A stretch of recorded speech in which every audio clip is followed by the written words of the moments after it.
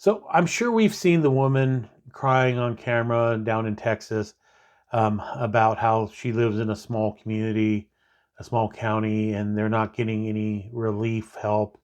Um, and then a lot of creators are taking that video and stitching it with previous videos this woman has made, laughing about the concentration camps down in Florida and telling you that she's going to go ahead and buy the alligator Alcatraz merchandise, and all the snowflake crybabies need to suck it up. Um, and it shows a pattern that we've seen over and over and over again, where people on the right don't seem to find their compassion, their empathy for others until a situation affects them. Nancy Reagan is a great example of that. She was against any kind of gun control until Ron got shot. Um, she was against homosexuality until one of their children came out as gay. The administration was very slow in reacting to the AIDS crisis, um, until one of their friends, Rock Hudson, came out and said that he had AIDS. So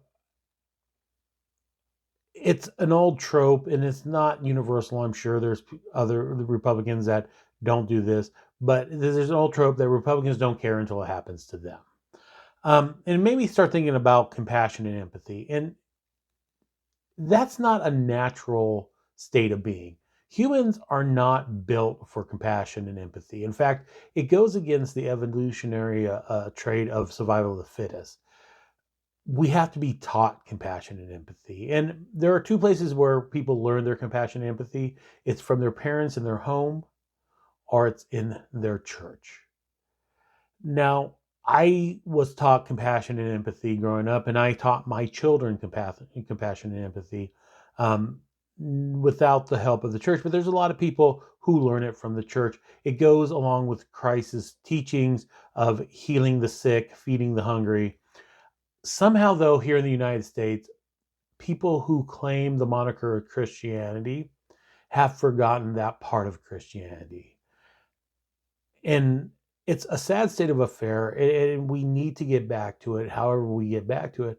But we have to have compassion and empathy, and we need to have compassion and empathy from the start, not just when it affects you.